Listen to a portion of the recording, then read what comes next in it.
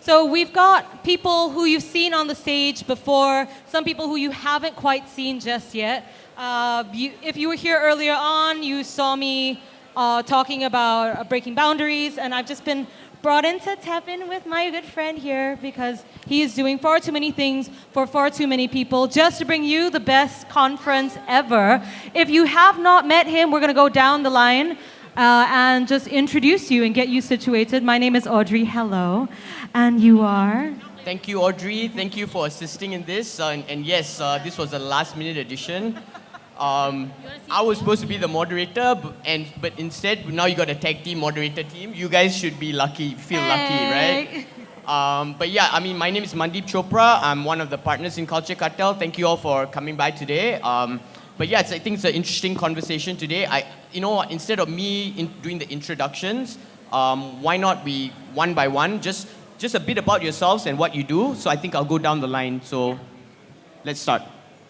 Hi, I'm Najla Matam Finn. I'm the co-founder of the fifthcollection.com, which is an e-commerce platform specialized in secondhand luxury goods for women, men, and kids. Based in Singapore, and we opened in 2014. Very, very cool. Thanks for that. Hi. It's okay, Julian. The mic takes a second to warm up. So I think this is going to happen to everyone. So we're just going to accept it and move on. The mic takes a minute to warm up. We just need to talk. There. Share the mic. Hello? I'll just use this. Hold it first. Hi, Julian here. Hi, Julian. Nice to meet everyone on the panel.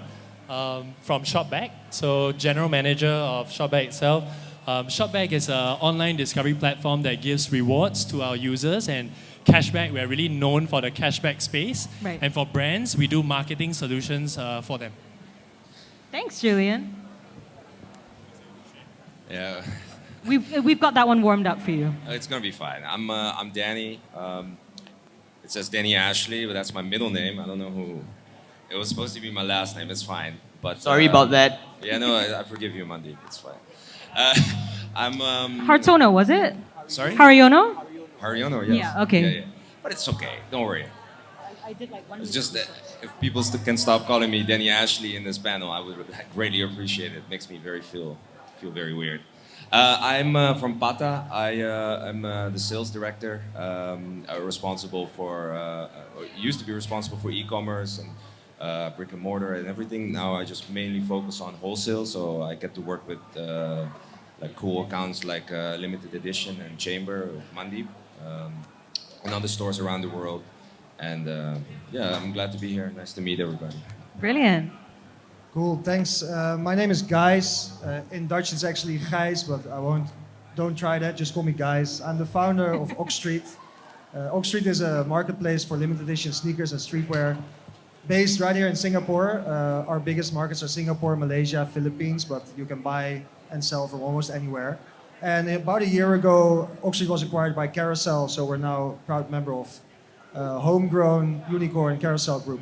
Oh, congratulations. Acquisitions are always a good sign anywhere you go. So how did you want to play this? Do you want to do... I think let's go down. Like we start with you since we guys. got you. Yeah, I mean, so like, why did you start Ox Street? And you mentioned the partnership with Carousel. Like, how has that accelerated the growth? Yeah, so I was already an entrepreneur and I was already in Southeast Asia building marketplaces, and I was mainly working on jobs. And although building jobs marketplaces is a very worthy and value-added endeavor, I didn't really get that sort of satisfaction from it. So I wanted to build a marketplace, but I wanted to do it with a product category that I actually had a personal passion for. And I've been into sneakers since I was a really young kid, ever since I saw a pair of Air Max on my classmates' feet. And I was a young boy, I was like walking on air, like that is the best thing ever in the world. So I got hooked on it. And so I was able to combine my personal love for sneakers with building a marketplace, and the rest is history. And then Carousel, you asked about Carousel. So it became a lot easier to hire, that's for sure. We could tell people that they're actually going to work for Carousel instead of this scrappy startup in streetwear. So that was a big one. And then obviously we were able to build the team up quicker than before. And Carousel is pretty big in some markets where we had no presence at all, like Hong Kong and Taiwan. and those are definitely big markets for sneakers. So those are good links for us to work together. How about, okay, so Danny, obviously, Pata, I mean, world famous, started more like limited edition, started like very community-based, brick and mortar, but over the years, how much has like e-commerce fueled your growth? I'm sure it made you go international, and maybe tell us like how significant it is right now. Yeah, e-commerce is our biggest sales channel, just hands down. Um, it has been a lot of falling and getting back up type of stuff for us because we don't really we do everything we do everything with what we got basically. So I started at Pata in 2008. At the time, our website was like a mail order site. You could see all the shoes that we had. You could click on them and see other pictures, but you couldn't add it to your cart. You would basically say at the bottom like an email address, send us an email size, and we will get in touch with you with like a payment link. When I was working on the floor, and I thought like, okay, we should be able to do better. And I think when you're running a small business, everybody has to do as much as they can to like make the company grow. You're all dependent on your team to like look at stuff that you don't have yet and say like, see a vision and say like, okay, that's what we need. So I feel like I did that with the website. I said like, okay, it needs to be better. Let's find a way to try and automate as much as possible. Get people to be able to order the shoes. And when we did that, like I think slowly but surely, we invested quite a bit of money into it over the years, and we changed the website numerous times. It was shit at first. But okay, so do you have like specific examples of something which you did, like even it could be a digital marketing campaign, like something which you think, hey, this helped so much and you couldn't do it in the physical world. Like any examples for us? Yeah, because like one of the biggest steps we took was moving to Shopify. Like if you're starting your own brand, if you're starting your own website, I think the best thing you should do is do some research into the platform, the e-com platform you get. There's many different ones. For us, Shopify fit the best, but it took a while for us to get to that conclusion, because we were on a different one at first. It was called Magento, and you have a lot of options. You could customize everything that you want, and we thought that's what we needed. But we're also a bunch of idiots who just figure everything out by making a lot of mistakes and then paying the cost for it and then try to do better. So when we moved to Shopify finally, because we had a lot of problems with bots. Like this is already maybe 8-10 years ago. Now bots are. I want to deep dive on that later, okay? Yeah, on the bots thing, because no, but at the time our website used to crash. Pretty much every time we had a launch, website crashed. Man, that's identifiable. Big problems. I feel you. Yeah, I know you do. But we invested a lot of money in our own servers and in all this technological humbo jumbo that I don't even remember and I don't want to remember right now. But the website crashed pretty much every time. When we moved to Shopify, pretty much everything changed immediately. We were able to get people to just be able to check out, which is the most important. Maybe a little bit slower than on a normal day, but people could at least check out. And that was, I think, the biggest turnaround for us. Fantastic. Julian, can you, I don't know, maybe this is a very general question, but what do you think, just some of the factors of, just the rise or the exponential growth in e-commerce? Do you have like any insights like why it's just so important right now? Right. So I think the difference for us and how we see brands operating in the e-commerce space is really about data. So I think a lot of merchants or partners would like to understand their consumers and how their consumers actually behave. So if you think about it, in the brick and mortar space or in the retail space, it's really difficult for you to understand what your customers want or who they are because you don't have their information, right? You think about it, you walk into a store today, when you make a payment, do you actually know who your customer is, right? So I think e-commerce for us at least, and how we partner with various brands is really about helping the brand understand their customers, understand how to market to their customers, because different customers want different things, right? And it's important to understand from a customer standpoint, am I showing you the right type of information that you want to see? Because imagine if I'm showing Julian, for example, someone who doesn't really like fast food options, he's not going to be very engaged. Similarly, if you think about fashion, right? And if I'm not really into Nike, Adidas, and I'm looking at some other kind of brand, I want to be shown that kind of brand. So e-commerce today is really a gateway for brands to understand their customers. And that's how I see brands really evolving. And it's important for brands to understand that that's a very critical part of any of their strategies. Yeah. Can I ask? Sure. So if you say that's a lot of the focus, like honestly, is your focus on the e-commerce retailers, or do you also put a lot of focus on your traditional retailers too? Right. So I think it's really both, right? So in terms of the online side of things, we have partnered with every single e-commerce brand that you can potentially think of, right? Shopee, Lazada, Amazon, Booking.com, Agoda. Every single guy out there probably partners with ShopBack, right? And in 2018, so I'm not one of the founders, but in 2018 when I joined, the founder, Henry, spoke to me and said, hey, we are thinking of opening ShopBack to the retail brick and mortar space. We want you and a few other guys to put this together and to see how we can add value to these brands. Right, so in 2018, that became a primarily core focus for us. And I'm quite proud to say that now, currently in Singapore at least, we have over 5,000 brands that partner with us in the brick and mortar space. Well right? done. So it's really quite crazy. And I was just sharing earlier, right? We did launch our payment method this year, right? In March or February. And that really skyrocketed. We had 0 brands onboarded on ShopBack Pay itself. And to date, we have 5,000 outlets onboarded on our payment method in Singapore. Those are really strong numbers for growth in such a very, very short period of time. Are you going to tell us how you did it, or is that trade secreted, something that we should know about?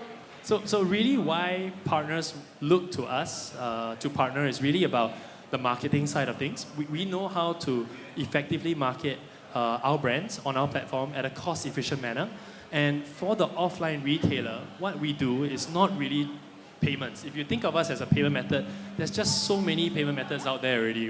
What value do we bring to brands, right? And for ourselves, how we differentiated ourselves was really a loyalty and retention play with data backing that information. So if brands truly want to understand their customers, when a customer actually spends with ShopBack Pay in the store itself, we provide information to our brands. We want them to know where their customers have been spending, where they have not been spending, and then target them effectively using our marketing channel. So that's really the direction towards which we are heading. Right? And it's very important to understand that if you look at us as a payment method, we are not that guy, man. Visa and MasterCard has done that so well already. What value do we really bring to brands, right? So that's the part that we are really doubling on. I mean, so Audrey, I think Naila, me and you were we just met just now. I think we were talking about what we see here in the youth market. And I mean, maybe this is just, I'm going to direct it to you, Naila.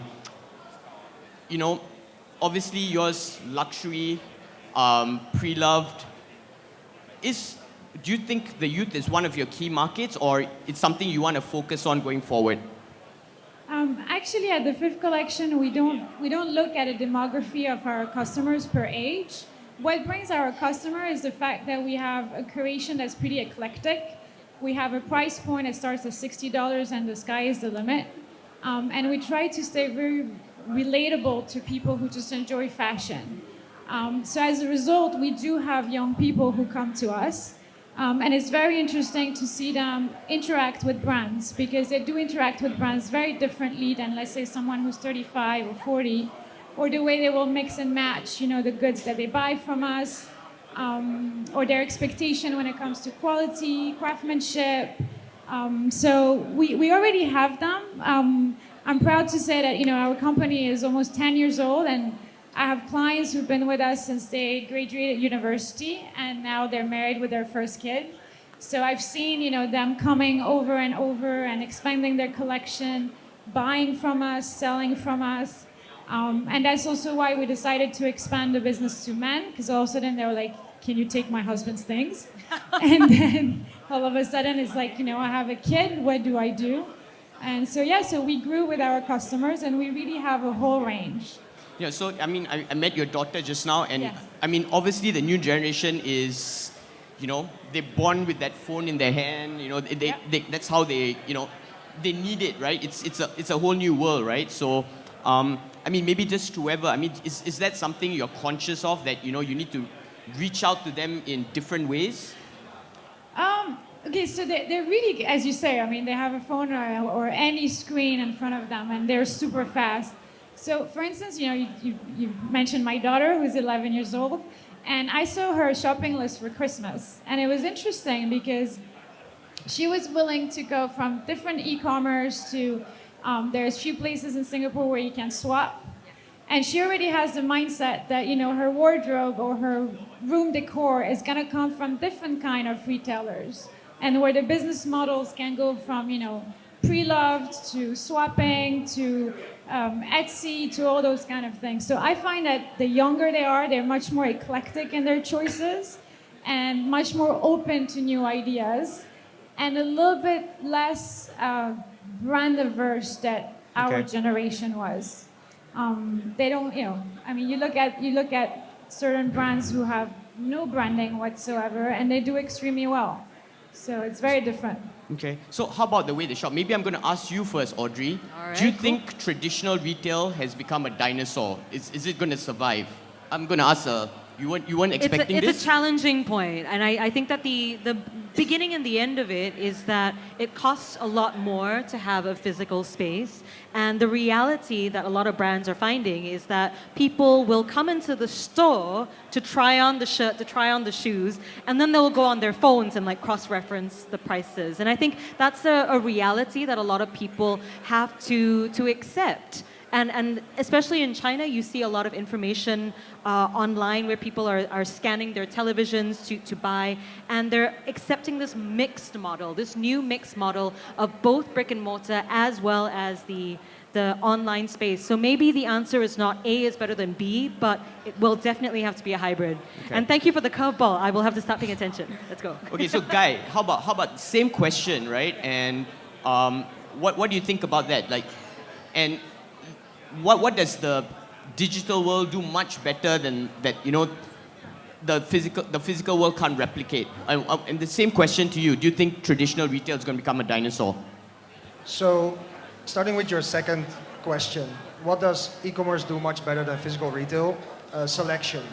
You just cannot browse 5,000 or 10,000 products in a physical store. So, without a screen, without search, and even recommendations, it's just not feasible to have that kind of selection that you can have online. But I think for offline retail, when's the last time any of you bought a flight ticket offline? I mean, I wouldn't even know where to go to buy a flight ticket offline. But Neither do I. somehow, Are still they still around? around 20% of flight bookings are done offline.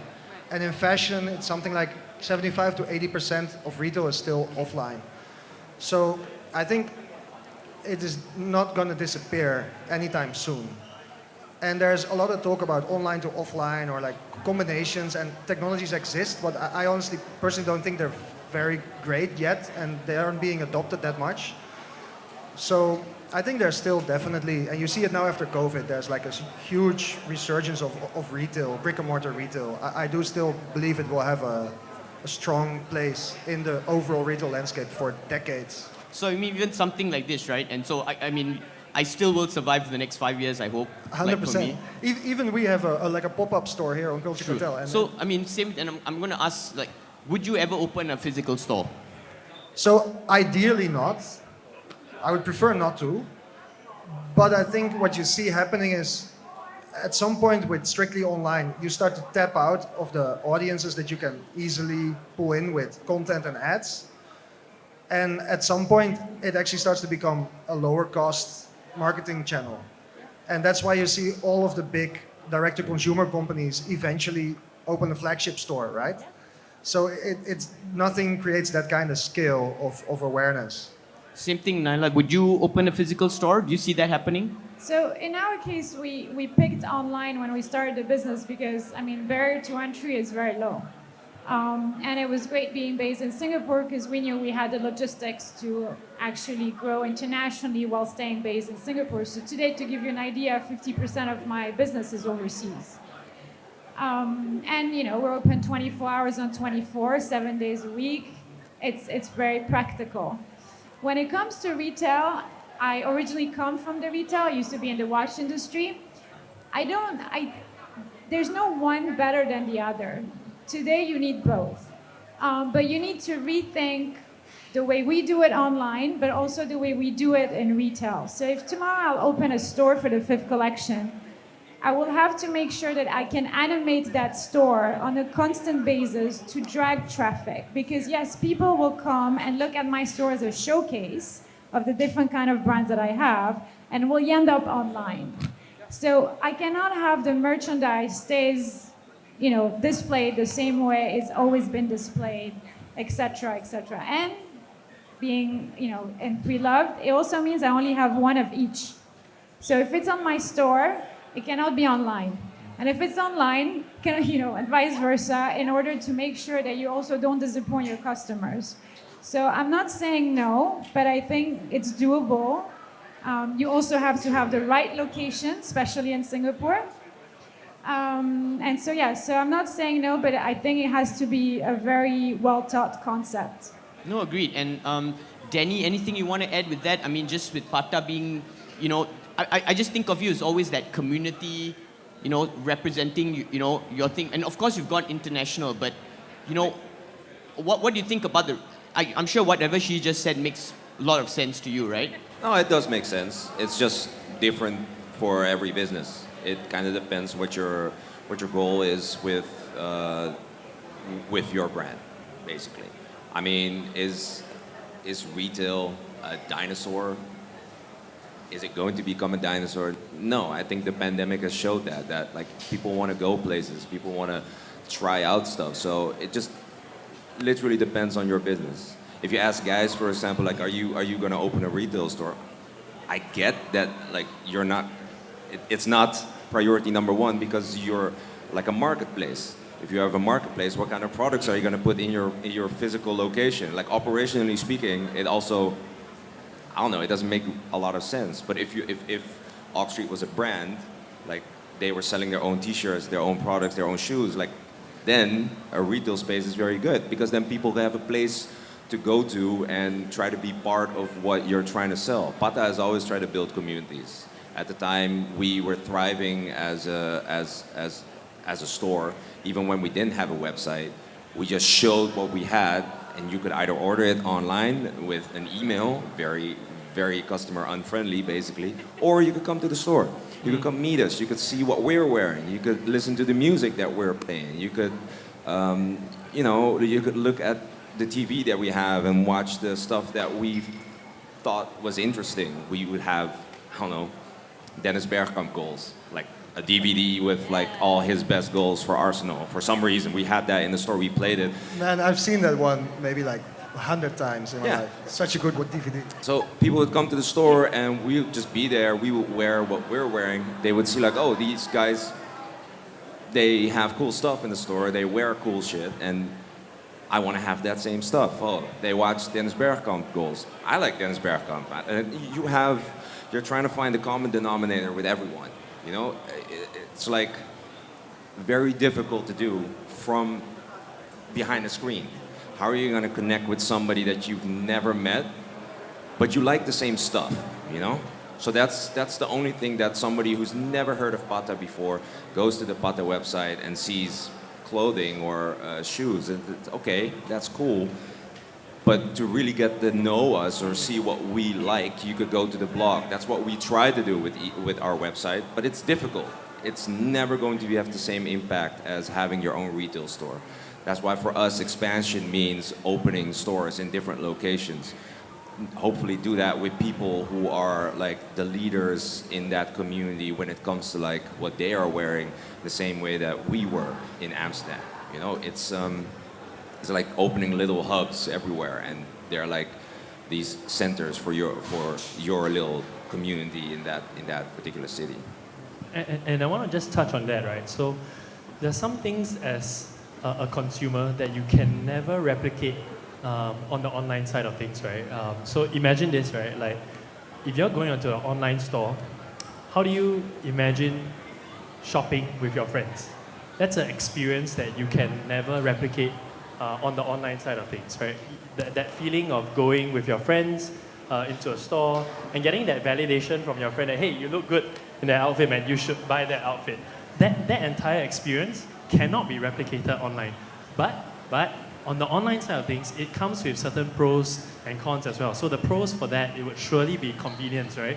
If I wanted to buy something right now, and I think you touched on that a little bit earlier, right? Where the millennial generation really wants instant gratification, instant purchase, instant, everything to them is instant, right? So the online side of things cannot be downplayed, but at the same time, the in-store experience is so important that you want to be able to treat your customer in an interesting manner that they cannot get online. Imagine the shopkeeper welcoming people into the store.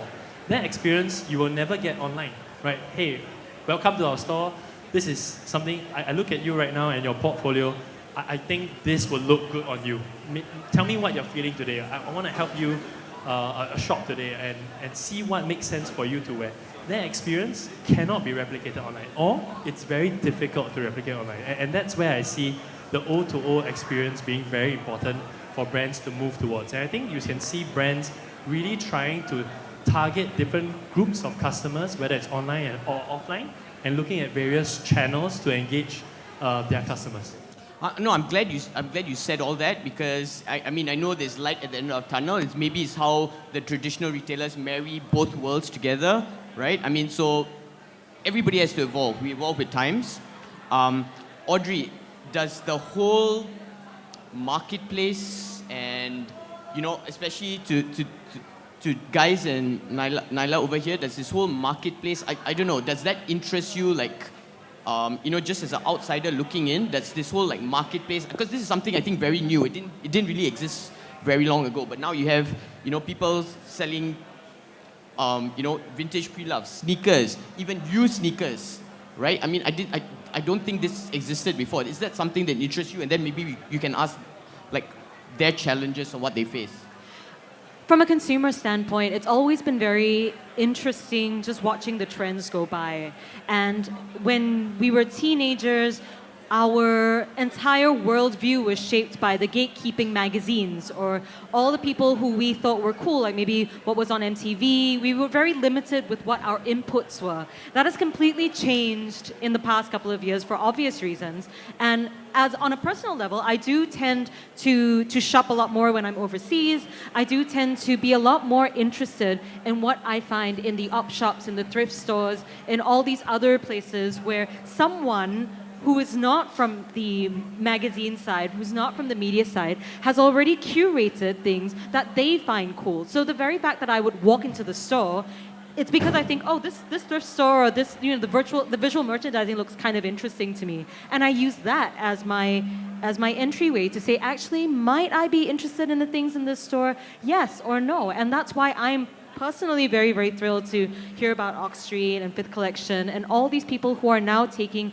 this level of personal curation and they're moving it into a different space. And yes, granted, it's going to be different from wandering into like a little basement store in Japan or like the random up shop in you know, like this back alley somewhere. The feeling will be different, but I do tend to exercise those options a lot more, especially when I travel, especially when I've got the opportunity to do so. So, I mean, it intrigues me, and I want to ask both of you this question, right? I'm sure there's so many challenges, but one thing just straight in my mind is, how do you authenticate stuff? Know that it's real. Like, do you train your staff? I think that is, I think all of you, you know, you want to give the consumer that peace of mind. Like, how do you do that? Yeah, so even though there's been a lot of improvements in AI and stuff, what typically sells is whatever is new and limited. So by definition, you cannot have an AI already that is trained on that. So it is still a fairly manual process with people literally looking at the products. But it's not that difficult to get to a high level of accuracy because you need to have the real, something that you know is for sure real and compare it against that basically, and then hire people that are really good at doing that comparison. Do you train them? Like, what makes them an expert? We start off by hiring people from the community who already can do it, and then what we train them on is a bit of process, so we can speed it up somewhat. And we create internal training programs based on those people's knowledge to sort of make it a bit more replicable as we grow bigger. And I think another big one is layering. So, for example, with sneakers, you'll look at stitching and you'll look at the glue patterns under the insole. But different authenticators tend to home in on a different tell. So if you layer them and have two people look at the same shoe, they might look at something different and then your accuracy goes way up. But it's still sometimes some weird things happen, like Yeezy slides are super hard to authenticate because it's just a block of foam. So that was a challenge earlier in this year. And then Panda Dunks, I think in the sort of the follow-on production series, they switched country twice and the quality control is not that great to begin with, so that's also a tricky one. So there's always these high-risk pairs. And if the high-risk pairs are expensive, like Travis Scott Jordan 1s, that's fine, right? You can spend at the time. But if it's a Panda Dunk or Easy Slide, it becomes challenging to actually make it work on the economic side as well. Okay. So in our case, we actually helped develop an artificial intelligence technology called Entropy, and who's today used by the custom officers in the UAE. It's used by many brands. It's called Entropy, and what it does is that it scans the surface of a bag. You know, you take 5 pictures of that bag, then it's sent to the database of millions of pictures of the same bag, and it will tell you the accuracy of it. The problem with authentication is that the brands don't work with brands like ours. So it's impossible to authenticate something that you haven't seen. So I really don't believe personally, and it's one of the things of the fifth collection is that we take ownership of the stock. We don't do drop shipping. So we have to see the item before listing it. And because we know our sellers, we also have the story of the sellers. So you can also, there's a detective work that goes there. It's a bit odd when you have someone who's, I'm not going to stereotype, but super young who comes with a piece that's super expensive, and then that's it. No history with you, cannot tell you where they purchased it. It's just like in the art world. You need to work on the provenance. There's always a story. So that helps. And then our technology helps because otherwise it's not scalable. The brands produce so many per year. They change productions. They change everything constantly on you. So it's impossible to know. And of course, experience. Most of the people who work for the fifth collection have been with us since day one. And more things you see and more you're good at authenticating. But it has to be with the eyes. An image can, I think the statistics from a human perspective versus the artificial intelligence is like 60% for a human, 90.9% with artificial intelligence. So that's how we do it. Okay. No, amazing stuff. Definitely intrigues me. I was just told we have to cut things short. So I'm just got 2 more questions. I'll just go with Danny first, just because I'm so interested to find out how Pata fights bots, because this is a problem. This is something I face, just same like you as a sneaker store. Like what steps does Pata take to fight bots? I'm just saying this in the sake of fairness. Again, I think it's something which a lot of sneakerheads sometimes you get disillusioned because and bots are expensive, so only a certain group of people can afford that. And to me, it's super unfair. But does Pata do anything to mitigate bots? Yeah, the question about bots. Are you in the mood to waste all your money? That's basically the fight. That's the question, basically. Do you have the time and the money to fight an enemy who has an infinite amount of resources? Because this is these are people in, in their apartments or their basements, and they have all they need is a laptop and time. They're hobbying, basically. You're a company that needs to make money, and what's your return of investment if you invest a lot of your money into feeding these bots? Like I said, it's a fight you're never going to win, and the best thing you can get out of it is maybe a couple positive comments. But if you think about the amount of negative comments you're already getting, like the demand is always bigger than the supply. So there's always going to be people posting the L's, right? So what's the point? I'm not saying I'm not saying we're not doing anything against bots. We do, but we need to do it with a balanced amount of time and effort, because we don't have. We are not hobbying. We're trying to keep the lights on. We're trying to pay our staff. We're trying to make money at the same time. I don't know if that's allowed. But, no, so, I understand. It almost seems like it's a losing battle. Maybe this last question to the floor. How do you guys see, maybe just a crystal ball, anybody can come in. What do you see 5 years from now? Whether it's this bots question, whether it's AI, whether it's how e-commerce evolves. Like, does anybody have, like, just the crystal ball, and what do you see in the future? Yeah, so I have one thing that I've been thinking about quite a lot, which is that we're now 15 years into the smartphone era, right? Maybe 10 years since it's really started to pick up speed. We're probably peaking in terms of screen time. So the number of time people spend on the internet is more likely to go down than up from here. And that means that whenever you're trying to do anything as a brand, you're trying to take attention away from TikTok and Instagram Reels and YouTube Shorts, right? These super addictive, attention-sucking machines. So that means that everything's going to change in the next decade as for how you're going to get people to notice you. Because it's just no longer this rising tide that lifts all boats when it comes to online commerce. And how that's going to play out, I think in a variety of ways. One is just the channels are going to change, right? Retail has a role to play, but also creators, independent people who can build an audience in some way are going to be very important for the future. Okay, I can take one more of you. You want to add? Do you agree with Guy? Like one, just to the rest of you three, anything you want to add? Like, see the future for us. Anybody want to take this? I think in my line of business, when we started 10 years ago, a lot of people told us that we wouldn't be able to sell secondhand, especially in Asia. And so here we are 10 years later.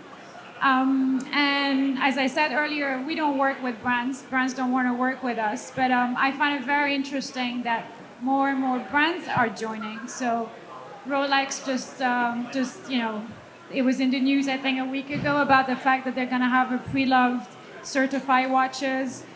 So I think for us in our industry, we're going to start working together. And I think that's going to be very interesting, not just, content creation, but also brand creation, communication, community. So I think I'm looking forward to that. Cool. Should we wrap up? I think on that note, I'm sure everyone's got questions for the esteemed panelists, but we are rapidly running down the clock. So we're just going to do a really quick Instagram or social media call. So if you have a question for them, you can just direct it straight to their DM. So how should they come? Which platform and what is your handle? I am on most platforms. I'm not that hard to find, I think. Just Google my name, it's on the screen. I'm not going to try to pronounce it. You all are again. very famous people. Just I know, Google the names. just I think figure it out, guys. But okay, anybody, one quick question. One quick question before the end. Anybody on the floor want to ask any of these people here? Any questions? Singaporeans shy, la. They're not Everybody's gonna very ask. shy. Not in front of the class. Okay, They will ask privately. You know what? Thank you so much. Thank you, everybody. And thank you for those who attended this. All right, Thanks a that's lot. it. Thank you. That's our time. Culture Cartel continues. The booths are all open upstairs, downstairs. Have a look Photo. around.